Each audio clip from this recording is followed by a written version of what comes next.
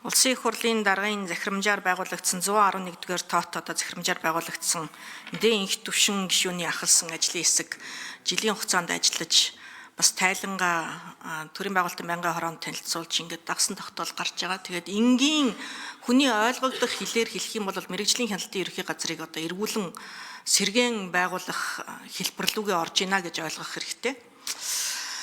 Тэгээ хэдүүлээ жоохон энэ төрийн байгууллагаараа жоохон тоглосон л асуудал болоод байгаа юм л да. Ер нь бол яг би хувьдаа мэрэгжлийн хяналтын байгууллага одоо байх нь зүйтэй гэж ер нь бол боддог хүний нэг. Тэгээд одоо эргээд нэг газар төвлөрүүлэх салбар яам болгон дээр одоо очсон байгаа хяналтын мэрэгжилтнүүдийг эргүүлж одоо нэг газарт төвлөрүүлэх ийм л одоо энгийнээр хэлэх юм бол ийм тогтоол даалгавар өгч байна.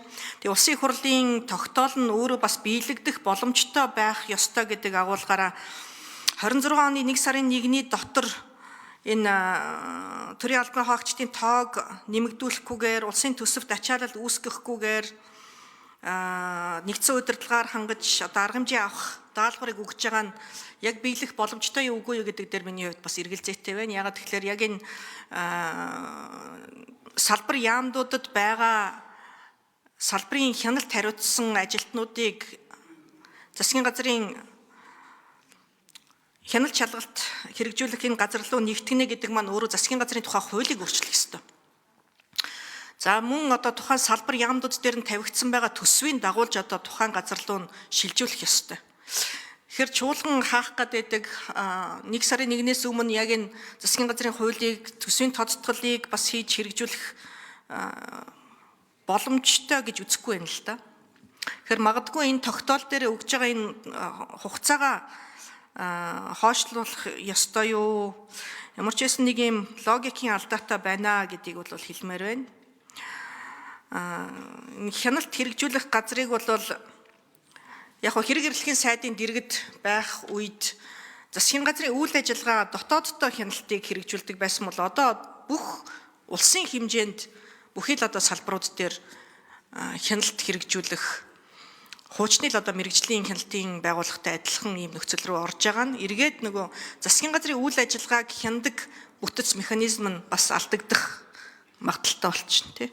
Тэгэхээр энийг ч гэсэн хэрхэх вэ гэдгээ бас бодож ер нь засгийн газар өөрөө яг энэ бүтэц бүрэлдэхүүн болоод энэ системийн дахин инженерчлэлээ нэг томоор авч үзээд нэгдсэн байдлаар оруулж ирсэн зүйтэй босуу гэж бодож байна.